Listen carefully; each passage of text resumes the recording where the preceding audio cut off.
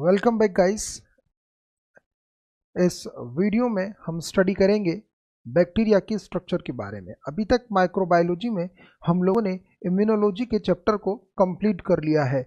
Immunology से आने वाले क्वेश्चंस को कंप्लीट कर लिया है कि इम्यूनिटी क्या होती है, इनेट इम्यूनिटी क्या होती है, एक्वायर्ड इम्यूनिटी क्या होती है, एंटीजन क्या होते हैं, एंटीबॉडी क्या होती है, एंटीजन एंटीबॉडी के प्रिंसिपल पर आधारित टेस्ट कौन कौन से हैं, और साथ ही में हमने एक मेन टॉपिक को कंप्लीट कर लिया है, दैट इज हाइपर सेंसिटिविटी।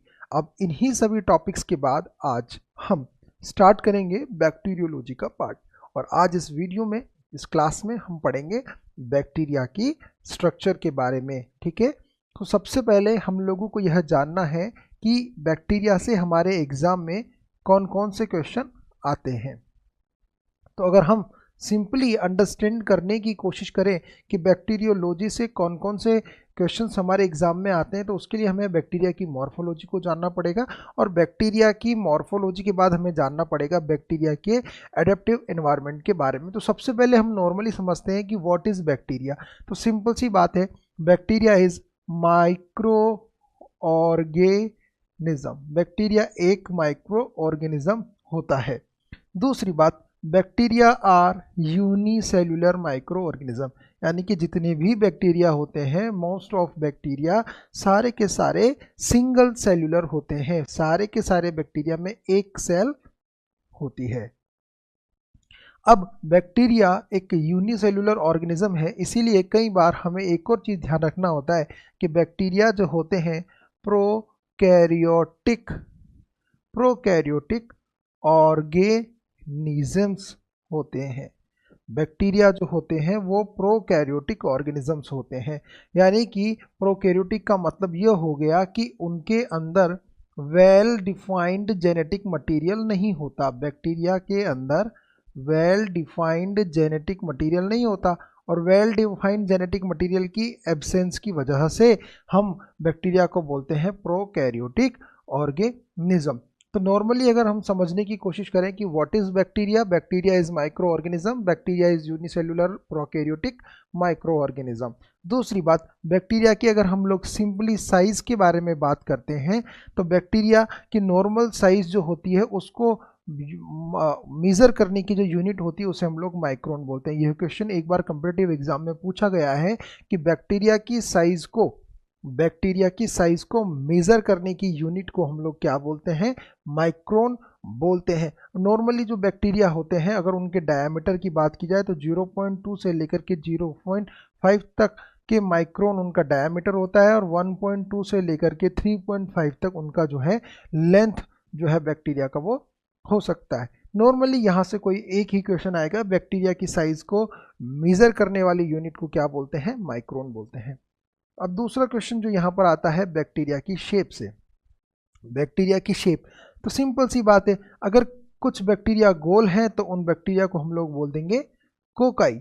अगर बैक्टीरिया रोड शेप्ड होते हैं, छड़ाकार होते हैं, लंबवत होते हैं, तो इन्हें हम लोग बोल देते हैं बेसिलाई। अगर बैक्टीरिया जो है वो कोमा की शेप में होते हैं तो उन्हें हम लोग बोल देते हैं विब्रियो। और अगर बैक्टीरिया जो है वो स्पाइरल फॉर्म में होते हैं तो ऐसे स्पाइरल फॉर्म वाले बैक्टीरियाज को हम लोग बोल देते हैं स्पाइरोकीट्स या फिर स्पाइरिलम। तो सिंपल सी बात है, अभी तक हम लोगों ने यह मेन क्वेश्चन पढ़ा है कि बैक्टीरिया प्रोकैरियोटिक होते हैं, बैक्टीरिया की साइज माइक्रोन में मापी जाती है। बैक्टीरिया की शेप के बारे में बात की जाए तो बैक्टीरिया जो गोल होते हैं उन्हें हम कोकाई कहते हैं। जो बैक्टीरिया रोड शेप होते हैं, रोड मतलब छड़ हो गई, रोड शेप बैक्टीरिया को हम बेसिलाई बोलते हैं। कोमा अगर उनकी शेप है, कोमा शेप की अगर बैक्टीरिया है तो उन्हें हम विब्रियो बोलेंगे। और अगर वह स्पाइरल शेप्ड के हैं, स्प्रिंग जो होती है हमारी उसके प्रकार के हैं, तो उन्हें हम स्पायरोकीट या फिर स्पाइरिलम बोलेंगे। अब क्या होता है, अलग अलग प्रकार के जो बैक्टीरिया होते हैं वो अलग अलग प्रकार की कंडीशन के अंदर अपनी कॉलोनीज बनाते हैं। तो उनकी कॉलोनीज के अरेंजमेंट के बारे में भी हम लोग देख लेते हैं।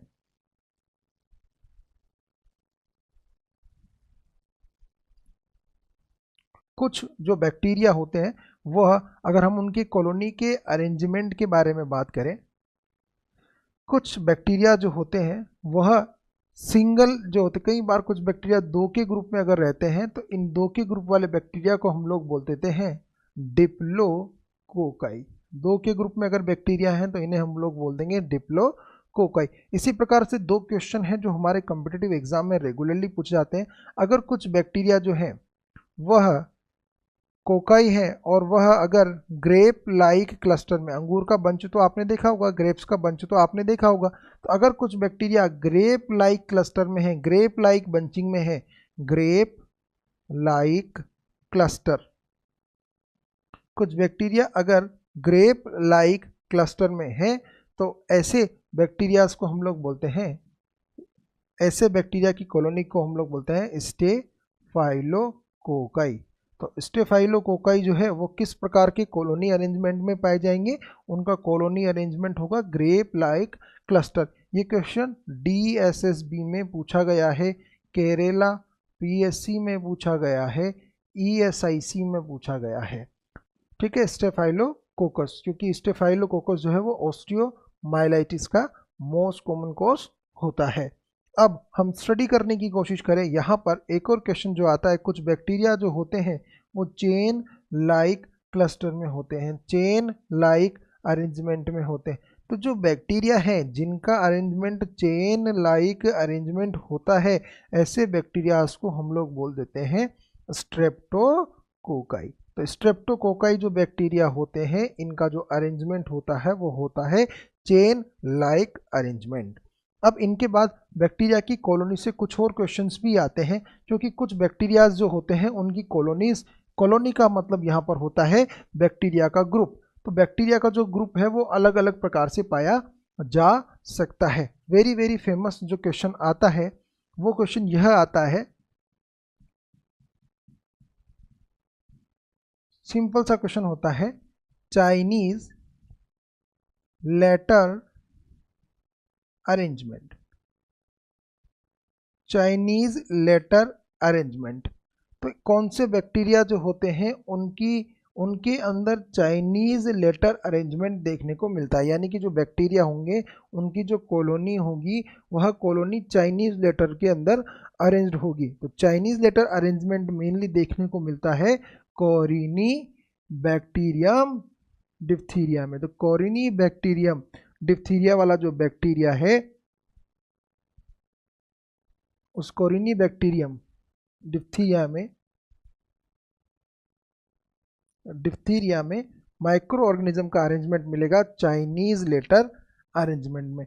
इसी प्रकार कई बार क्वेश्चन आ जाता है कि जो हमारा बैक्टीरिया है, जैसे कि आप लोगों को मैं आपको बता दूं, थंब प्रिंट शेप अरेंजमेंट, कुछ बैक्टीरिया जो होते हैं उनका अरेंजमेंट बड़ा निराला होता है, थंब प्रिंट शेप में उनका अरेंजमेंट होता है।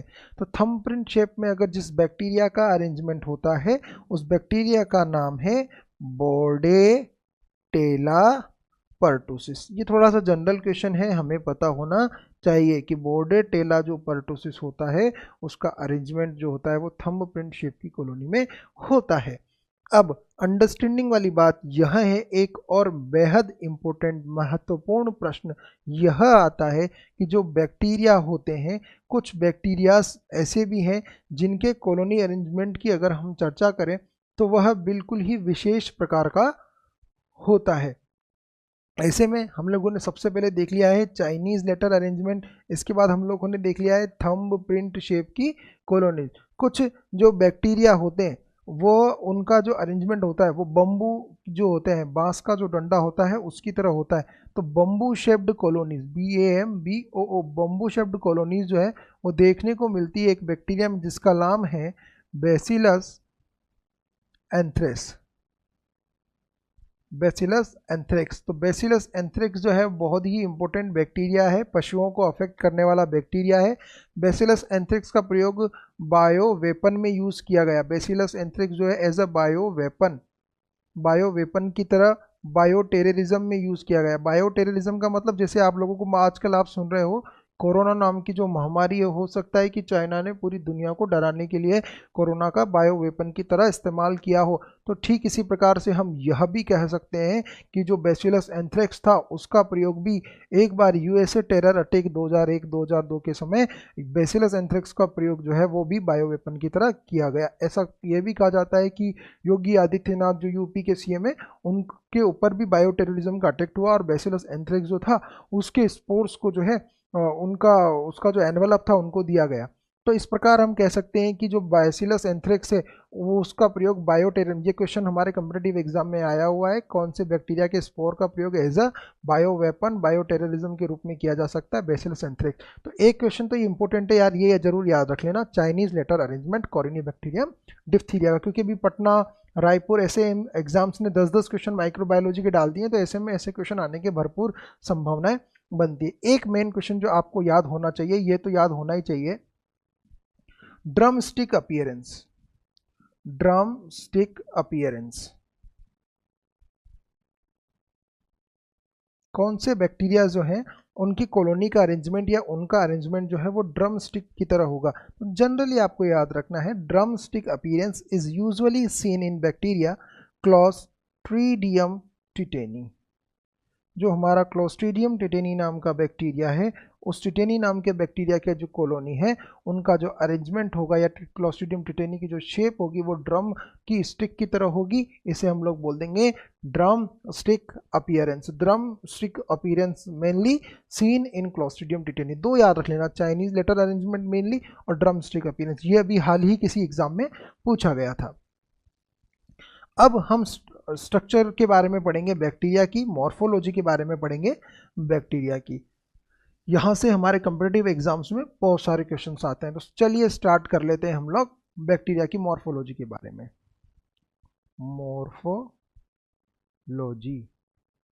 Morphology of bacteria. तो सिंपल सी बात है, बैक्टीरिया की मॉर्फोलॉजी के बारे में बात की जाए तो हम बैक्टीरिया की कवरिंग के बारे में यहाँ पर डिस्कशन करेंगे। तो नॉर्मली हमें यह समझना है कि बैक्टीरिया जो होते हैं उन बैक्टीरियाज के ऊपर एक लिक्विड की बिल्कुल लूज लेयर पाई जाती है, लिक्विड की लूज लेयर पाई जाती है। इस लूज लेयर को हम लोग कहते हैं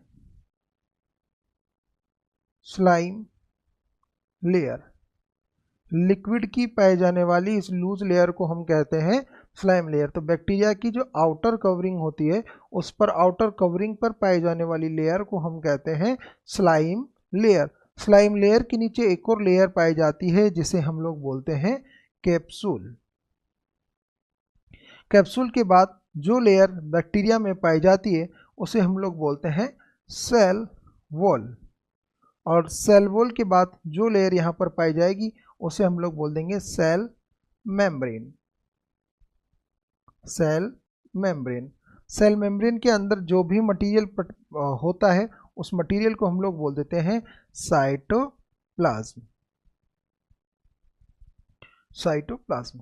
अब सिंपल सी बात यह है कि बैक्टीरिया के ऊपर आउटर लेयर पर, अगर आप मानो, मैंने आपको क्लास में भी कई बार बताया होगा कैसा होता है बैक्टीरिया, तो सरल से शब्दों में हम कहें नारियल जैसा होता है बैक्टीरिया। नारियल आप लोगों ने देखा होगा कि नारियल के ऊपर भी एक, जब नारियल अपनी नॉर्मल अवस्था में होता है तो स्मूथ सी उसके ऊपर एक कवर होती है, उस स्मूथ कवर को हटा दिया जाए तो उसके जूट फाइबर के रेशेज होते हैं, फाइबर के रेशेज को हटा दिया जाए तो अंदर एक हार्ड कवरिंग होती है, हार्ड कवरिंग को हटा दिया जाए तो फिर अंदर गोला या नारियल या खोपरा निकलता है, उसके ऊपर भी एक ब्राउन कलर की पतली सी कोटिंग होती है, फिर अंदर एक वाइट कलर का मटेरियल होता है।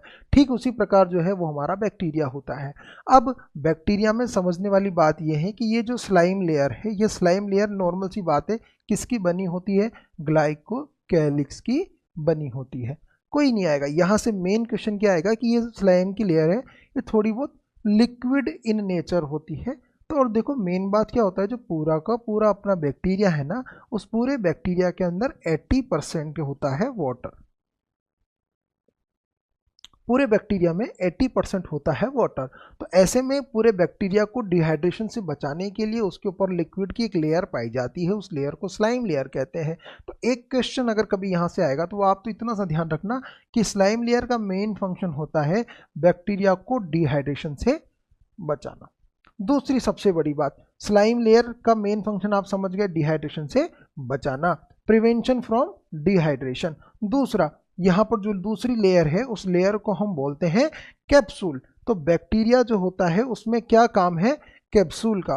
तो जो कैप्सूल होता है, यह कैप्सूल जो है यह आउटर मोस्ट कवरिंग होती है बैक्टीरिया की स्लाइम लेयर के बाद में।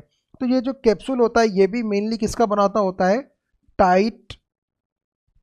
टाइटली पैक्ड ग्लाइकोकैलिक्स का बना होता है, ग्लाइकोकैलिक्स का बना हुआ होता है। लेकिन कैप्सूल से हमें मेन जो क्वेश्चन हमारे एग्जाम में यह आएगा कि जो कैप्सूलेटेड बैक्टीरिया होते हैं, जो बैक्टीरिया कैप्सूलेटेड होते हैं, वो सारे के सारे बैक्टीरिया हमेशा ध्यान रखना नॉन मोटाइल होते हैं। हर कैप्सूलेटेड बैक्टीरिया जो होता है वह नॉन मोटाइल होता है, क्योंकि कैप्सूल की वजह से इस कैप्सूल की वजह से सेल मेम्ब्रेन से निकलने वाले पिलाई, सेल मेम्ब्रेन से निकलने वाले फिम्ब्रियाई, सेल मेम्ब्रेन से निकलने वाले फ्लैजिला इस कैप्सूल की वजह से ग्रो आउट नहीं कर पाते हैं, और उसकी वजह से जितने भी कैप्सूलेटेड बैक्टीरिया हैं वो नॉन मोटाइल होते हैं। तो एक बात जीवन में हमेशा ध्यान रखना, all capsulated bacteria are non motile. जितने भी कैप्सूलेटेड बैक्टीरिया हैं वो सारे के सारे कैसे होंगे, नॉन मोटाइल होंगे। लेकिन कैप्सूल से एक और क्वेश्चन जो है वो हमारे कॉम्पिटिटिव एग्जाम्स में बार बार पूछा जाता है, और वो क्वेश्चन ये है कि जितने भी कैप्सूलेटेड बैक्टीरिया हैं उन बैक्टीरिया में कैप्सूल का क्या काम होता है। तो उन बैक्टीरिया में कैप्सूल का काम होता है एंटी फेगोसाइटिक कवरिंग। बैक्टीरिया में कैप्सूल का मेन काम होता है एंटी फेगोसाइटिक कवरिंग, यानी कि जिन जिन भी बैक्टीरिया के ऊपर कैप्सूल पाया जाता है उन कैप्सूल्स वाले बैक्टीरिया को हमारी मैक्रोफेजेस, हमारी फेगोसाइटिक सेल्स, यह जो सेल्स है वो इंगल्फ नहीं कर पाती है, यह उन्हें फेगोसाइटिक के तौर पर नहीं ले पाती है, यह उनको डिस्ट्रॉय नहीं कर पाती है। तो हमें तो यही ध्यान रखना है कि कैप्सूल से दो क्वेश्चन आते हैं कि कैप्सूलेटेड बैक्टीरिया नॉन मोटाइल होते हैं, और कैप्सूलेटेड बैक्टीरिया के ऊपर कैप्सूल का काम होता है एंटी फेगोसाइटिक कवरिंग। ठीक है, यहाँ तक आपने क्या पढ़ा है, मॉर्फोलॉजी ऑफ बैक्टीरिया। बैक्टीरिया की मॉर्फोलॉजी में हम पढ़ रहे हैं बैक्टीरिया की कवरिंग के बारे में। बैक्टीरिया की कवरिंग के बारे में पढ़ा तो हमें समझ में आया आउटर कवरिंग स्लाइम लेयर की है, दूसरी कवरिंग कैप्सूल की है। स्लाइम लेयर से एक ही क्वेश्चन आएगा, कैसे बचाती है, डिहाइड्रेशन से बचाती है। कैप्सूल से क्या क्वेश्चन आएगा, कैप्सूल से मात्र एक क्वेश्चन आएगा, और वो क्वेश्चन क्या होगा कि यह एंटीफेगोसाइटिक प्रॉपर्टी होती है। और दूसरा क्वेश्चन अगर मेनली कभी आया हुआ तो आएगा सारे बैक्टीरिया कैप्सूलेटेड जो होते हैं वो नॉन मोटाइल होते हैं। वेरी गुड, अगर समझ में आ रहा है तो। नेक्स्ट यहाँ पर क्या है, सेल वॉल। अब जो सेल वॉल होते हैं यह बैक्टीरिया को शेप देने का काम करते हैं, बैक्टीरिया को शेप देने का काम करते हैं, इसकी शेप को रिजिड बनाने का काम करते हैं। लेकिन मान लो अगर किसी बैक्टीरिया में सेल वॉल ही नहीं हो, यस किसी बैक्टीरिया में सेल वॉल ही नहीं हो, तो उन बैक्टीरिया का शेप भी नहीं होगा। यहीं से एक क्वेश्चन आता है कि एक बैक्टीरिया है जिसे हम लोग बोलते हैं joker of microbiology, joker of microbiology. तो जोकर ऑफ माइक्रोबायोलॉजी हम जिस बैक्टीरिया को बोलते हैं उस बैक्टीरिया का नाम है माइकोप्लाज्मा। अब ये जो माइकोप्लाज्मा नाम का बैक्टीरिया है, इसको माइकोप्लाज्मा नाम के बैक्टीरिया में सेल वॉल नहीं होती, माइकोप्लाज्मा नाम के बैक्टीरिया में सेल वॉल नहीं होती। जब इस माइकोप्लाज्मा नाम के बैक्टीरिया में सेल वॉल नहीं होती है तो इसकी वजह से इसकी कोई शेप भी मेंटेन नहीं होती है, और जब इसकी शेप मेंटेन नहीं होती है तो इसकी शेप को हम प्लियोमॉर्फिक भी बोल देते हैं। प्लियोमॉर्फिक का मतलब यहाँ पर हो जाएगा बहरूपिया, यानी कि बहरूपिया मतलब अलग अलग रूप बदलने वाला। दूसरा, यह जो सेल वॉल होती है, इस सेल वॉल के अंदर अलग अलग बैक्टीरिया के अंदर अलग अलग प्रकार के कंटेंट पाए जाते हैं। बैक्टीरिया की अलग अलग प्रकार के, यानी ग्राम पॉजिटिव की सेल वॉल में कुछ अलग हो सकता है तो ग्राम नेगेटिव की सेल वॉल में कुछ अलग हो सकता है। चलिए पढ़ लेते हैं कि सेल वॉल के कौन कौन से कंपोनेंट होते हैं। नॉर्मली अगर हमें बैक्टीरिया की सेल वॉल के कंपोनेंट के बारे में पढ़ना हो तो हमें कुछ बातें याद होनी चाहिए। सबसे पहले जो ग्राम पॉजिटिव बैक्टीरिया हैं, उनकी जो सेल वॉल होती है, उस सेल वॉल के अंदर एक एसिड पाया जाता है जिसे हम बोलते हैं टेकोइक एसिड। ग्राम पॉजिटिव बैक्टीरिया की सेल वॉल में पाया जाएगा एसिड टेकोइक एसिड। दूसरा पूछा जाए आपसे एसिड फास्ट बैक्टीरिया। कुछ बैक्टीरिया कैसे होते हैं, एसिड फास्ट, मैं पढ़ाऊंगा आपको एसिड फास्ट क्या होते हैं और ग्राम पॉजिटिव बैक्टीरिया क्या होता है। लेकिन अभी जरूर याद रख लो, नाम तो सुना होगा ना ग्राम पॉजिटिव। तो ग्राम पॉजिटिव बैक्टीरिया जो होते हैं उनकी सेल वॉल में जो एसिड होगा वो होगा टेकोइक एसिड। एसिड फास्ट जो बैक्टीरिया हैं उनकी सेल वॉल के अंदर होगा माइकोलिक एसिड, उनकी सेल वॉल के अंदर होगा माइकोलिक एसिड। थर्ड, जो हमारे ग्राम नेगेटिव बैक्टीरिया हैं उनकी सेल वॉल के अंदर होगा लाइपोपोलीसेकेराइड, उनकी सेल वॉल में होगा लाइपोपोलीसेकेराइड। अब देखो ध्यान से समझना, समझने वाली बात यह है कि ओवरऑल अगर आपसे पूछे कि बैक्टीरिया की सेल वॉल का मेन कंपोनेंट क्या होता है, ओवरऑल आपसे पूछे कि बैक्टीरिया की सेल वॉल का केवल ना टेकोइक एसिड है, ना माइकोलिक एसिड है, ना लाइपोपोलीसेकेराइड है, ओवरऑल एक आंसर अगर कभी हमें देना हो, सभी में कॉमन कंपोनेंट जो होता है वो होता है पेप्टाइडोग्लाइकेन। ये पॉइंट नोट डाउन कर लेना। ये पॉइंट माइक्रोबायोलॉजी से कई बार पूछा गया है कि बैक्टीरिया जो होते हैं उनकी जो सेल वॉल होती है उस सेल वॉल का मेन कंपोनेंट क्या होता है, peptidoglycan. Peptidoglycan is the main component of bacterial cell wall. ठीक है, तो ग्राम पॉजिटिव बैक्टीरिया में क्या देखने, ग्राम पॉजिटिव बैक्टीरिया की सेल वॉल में कौन सा एसिड देखने को मिलेगा, नाम बोलो, टेकोइक एसिड। ठीक है, एसिड फास्ट बैक्टीरिया की सेल वॉल में कौन सा acid, mycolic acid. Third, gram negative bacteria की सेल वॉल में कौन सा एसिड, लाइपोपोलीसेकेराइड। और लास्ट में ओवरऑल अगर आपसे पूछा जाए कि सभी बैक्टीरिया की सेल वॉल का ओवरऑल कॉमन कंपोनेंट क्या है, तो फिर आपको बताना है पेप्टाइडोग्लाइकेन, जो कि फेमस क्वेश्चन है। ठीक है, अब यहां तक हम लोगों ने जाना है सेल वॉल के बारे में कि सेल वॉल से कौन कौन से क्वेश्चन जो हैं वो हमारे कॉम्पिटिटिव एग्जाम्स में पूछे जाते हैं। अब इसके बाद हमें समझना पड़ेगा बैक्टीरिया की सेल मेम्ब्रेन को।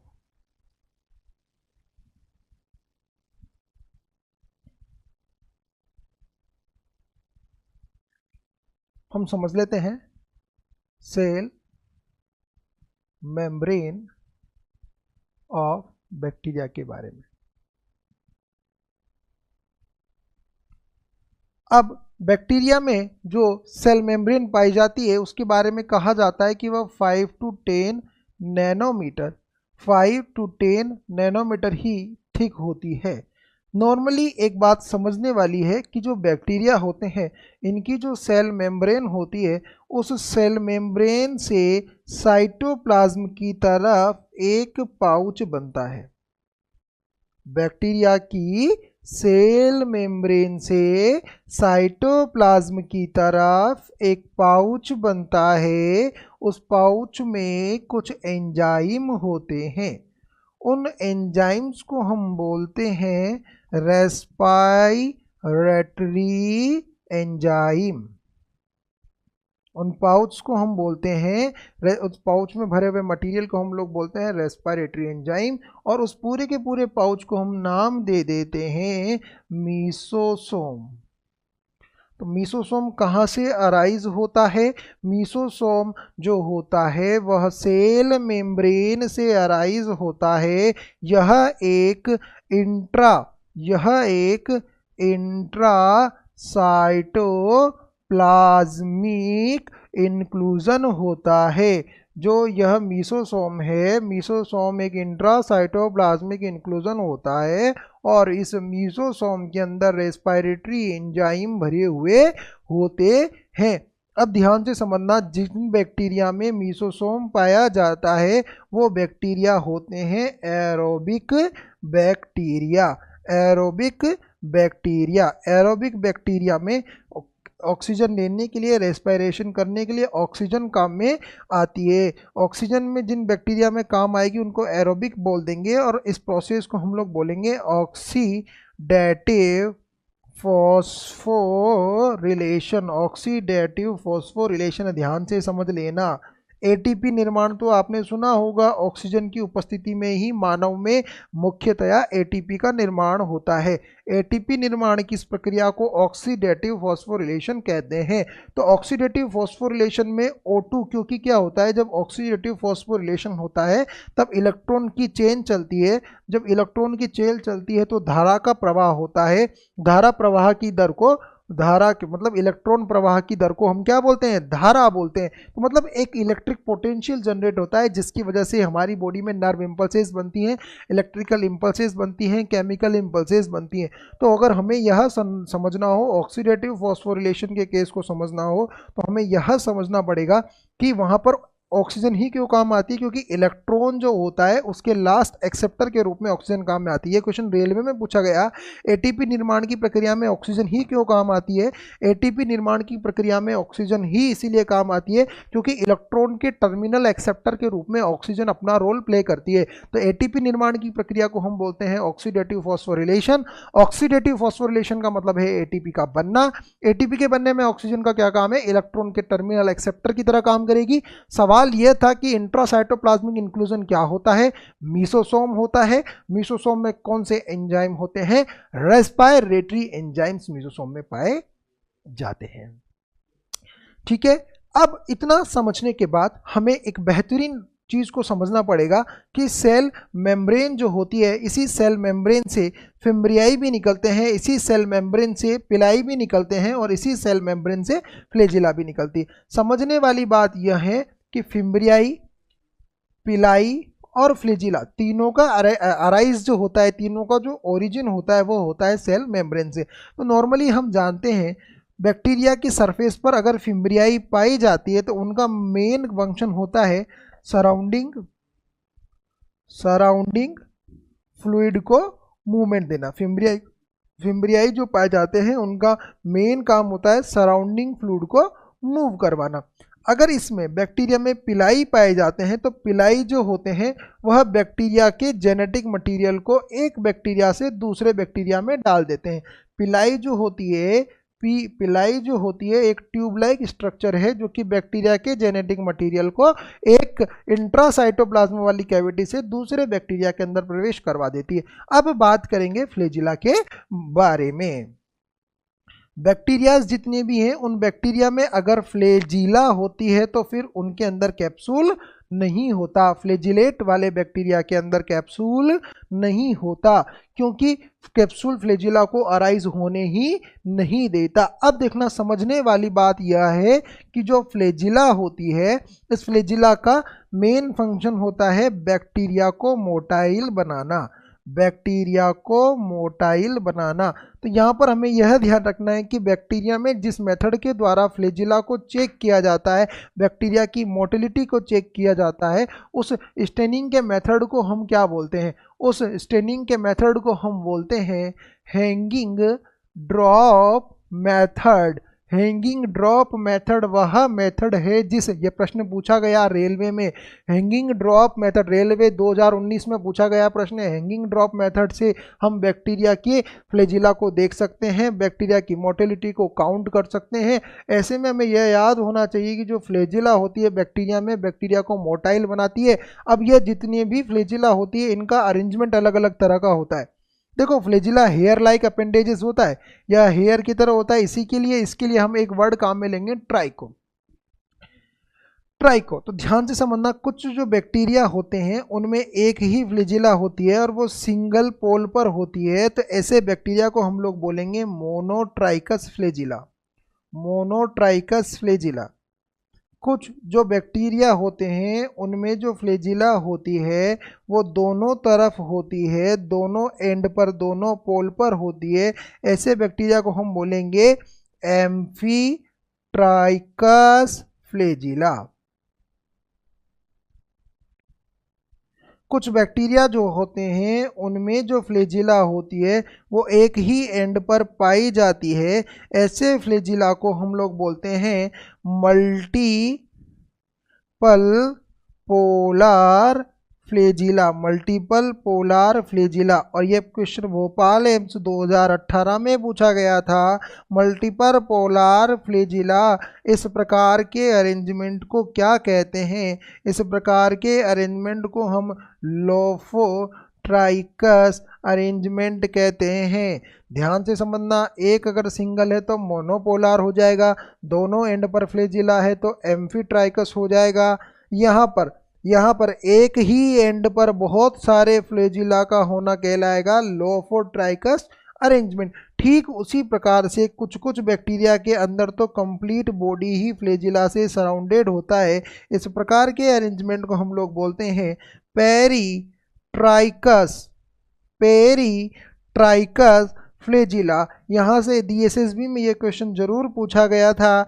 पेरीट्राइकस फ्लैजिला किस बैक्टीरिया में मेनली पाए जाते हैं? पेरीट्राइकस फ्लैजिला जो होते हैं वह साल्मोनेला टाइफी में पाए जाते हैं। साल्मोनेला टाइफी टाइफाइड करने वाला बैक्टीरिया है। इस बैक्टीरिया के अंदर पेरीट्राइकस फ्लैजिला पाए जाते हैं। या पेरीट्राइकस फ्लैजिला जो है वो बैक्टीरिया को कंप्लीट मोटिलिटी प्रोवाइड करवाते हैं। अब इतना समझने के बाद हमें यह समझना पड़ेगा कि अलग अलग बैक्टीरिया जो होते हैं उनमें अलग अलग प्रकार की मूवमेंट देखने को मिलती है। उनकी मूवमेंट से भी हमारे कॉम्पिटिटिव एग्जाम में प्रश्न आते हैं।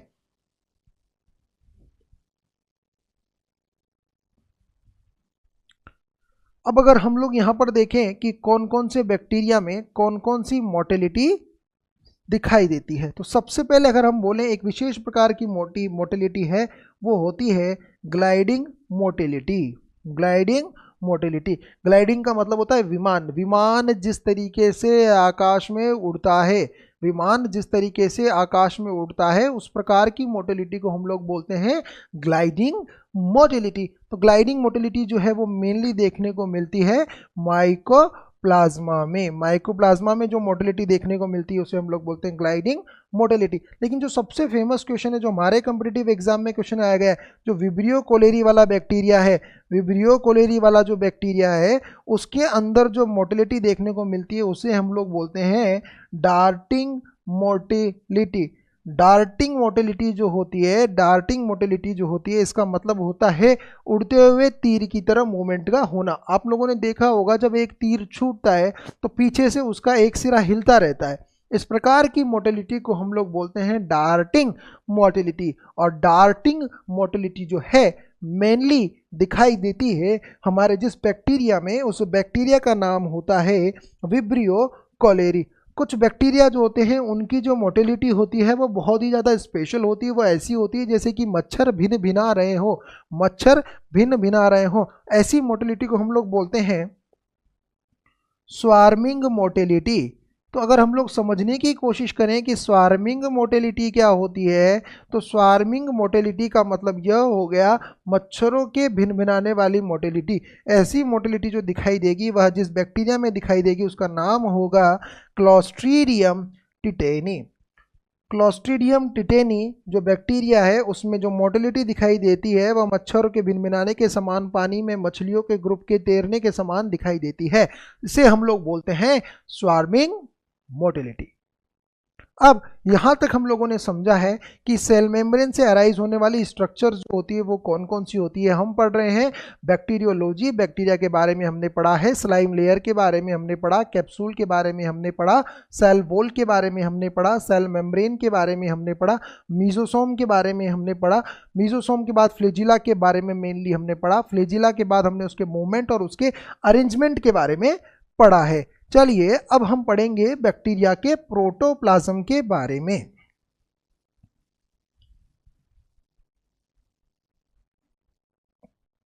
है ना, प्रोटोप्लाज्म। तो बैक्टीरिया जो होता है उसके प्रोटोप्लाज्म के बारे में बात करें तो सिंपल सी बात है, उसमें मिलेगा cytoplasm plus nucleoplasm, cytoplasm plus nucleoplasm. अब अगर हम साइटोप्लाज्म की बात करें तो बैक्टीरिया में मैंने पहले ही बताया था आपको 80% तो बैक्टीरिया वाटर होता है पूरे बैक्टीरिया में, लेकिन साइटोप्लाज्म में बात करें तो 99% क्या होता है, वाटर होता है। साइटोप्लाज्म से ज़्यादा कोई क्वेश्चन हमारे कॉम्पिटिटिव एग्जाम में आते नहीं है, एक क्वेश्चन आता है, इसमें पाया जाने वाला जो राइबोसोम है वो 70S टाइप का होता है। बैक्टीरिया में 70S टाइप का राइबोसोम पाया जाता है। राइबोसोम क्या कराते हैं, प्रोटीन की फैक्ट्री है ना, प्रोटीन बनवाते हैं। तो बैक्टीरिया में प्रोकैरियोटिक है, तो इसलिए जो राइबोसोम पाया जाता है वो इसमें 70S पाया जाता है। बात करें अगर न्यूक्लियोप्लाज्म के बारे में, तो जो बैक्टीरिया होते हैं उनके अंदर स्पेशल प्रकार का न्यूक्लियस नहीं होता है, क्योंकि वो तो प्रोकैरियोटिक है। प्रोकैरियोटिक बैक्टीरिया जितने भी होते हैं, प्रोकैरियोटिक माइक्रो ऑर्गेनिज्म जितने भी होते हैं, उन माइक्रो ऑर्गेनिज्म जो होते हैं उनके अंदर मेन फीचर होता है कि genetic material is not covered by membrane. Genetic material जो होता है नॉट कवर्ड बाय मेम्ब्रेन, उसके चारों ओर तो कोई मेम्ब्रेन होती ही नहीं है।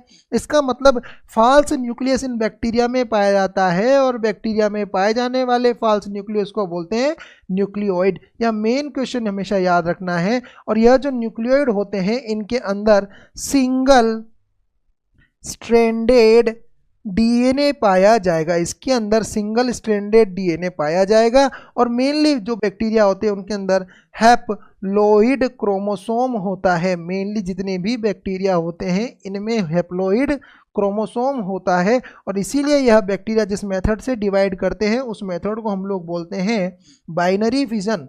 बाइनरी फिजन का मतलब हो गया कि एक बैक्टीरिया सिर्फ डिवाइड होने के लिए अपनी एक कोशिका को दो भागों में डिवाइड कर देता है। तो इस प्रकार से हमने आज इस लेक्चर में पढ़ा है बैक्टीरिया के बारे में। बैक्टीरियोलॉजी के अगर सामान्य प्रश्नों पर चर्चा की जाए तो एक बार हम ओवरऑल एक जनरल पॉइंट ऑफ व्यू से इस पर चर्चा कर लेते हैं कि बैक्टीरिया साइज अगर इसकी मेजर करनी है तो माइक्रोन में करनी है। कुछ बैक्टीरिया चेन लाइक अरेंजमेंट में है तो उनका एग्जाम्पल स्ट्रेप्टोकोकस होगा। कुछ बैक्टीरिया अगर ग्रेप लाइक अरेंजमेंट में है तो उसका एग्जाम्पल स्टेफाइलोकोकाई होगा। कुछ बैक्टीरिया है अगर उनके ऊपर स्लाइम लेयर पाई जाती है तो उसका मेन फंक्शन डिहाइड्रेशन से बचाना होगा। उनके ऊपर कैप्सूल पाया जाता है तो वो बैक्टीरिया नॉन मोटाइल होंगे। कैप्सूल पाया जाता है तो वो एंटीफेगोसाइटिक प्रॉपर्टी का होगा। सेल वॉल के बारे में बात करें तो मेन कंपोनेंट पेप्टाइडोग्लाइकेन होगा। सेल वॉल ग्राम पॉजिटिव की हो तो टेकोइक एसिड होगा, ग्राम नेगेटिव की हो तो लाइपोपॉलीसेकेराइड होगा, एसिड फास्ट की है तो माइकोलिक एसिड होगा। सेल वॉल के बाद अगर हम लोग उसके मेन कंपोनेंट सेल मेम्ब्रेन के बारे में बात करें तो सेल मेम्ब्रेन जो है मेनली उससे पिलाई निकलते हैं, फिम्ब्रिया निकलते हैं, फ्लैजिला निकलते हैं। फ्लैजिला में से एक क्वेश्चन इंपॉर्टेंट है, मल्टीपल पोलार फ्लैजिला, एक ही पोल से ज़्यादातर फ्लैजिला अगर वहाँ पर निकले हुए हैं उसे बोलेंगे हम लोफोट्राइकस अरेंजमेंट। इस लोफोट्राइकस अरेंजमेंट के बाद अगर हम समझने की कोशिश करें मोटिलिटी के बारे में तो ग्लाइडिंग मोटिलिटी देखने को मिलेगी माइकोप्लाज्मा में। सबसे फेमस क्वेश्चन जो है डार्टिंग मोटिलिटी वो देखने को मिलेगी हमारे विब्रियो कोलेरी के अंदर। प्रोटोप्लाज्म के बारे में बात की जाए तो 99% साइटोप्लाज्म जो है वो वाटर होगा। मेन इसके अंदर 70S राइबोसोम पाया जाएगा बैक्टीरिया के अंदर, और 70S राइबोसोम के बाद अगर हम देखें तो न्यूक्लियस नहीं होता, फाल्स न्यूक्लियस होता है जिसे हम न्यूक्लियोइड बोलते हैं। और जो न्यूक्लियोइड होता है उसके अंदर हैप्लोइड क्रोमोसोम होता है, सिंगल स्ट्रैंडेड डीएनए होता है, जिसकी वजह से जो बैक्टीरिया होता है वह बैक्टीरिया जो है वो बाइनरी फिशन की वजह से जो है वो डिवाइड करता है। उम्मीद है बैक्टीरिया के बारे में आपको समझ में आया होगा। मिलेंगे नेक्स्ट क्लास में, तब तक के लिए wish you all the best.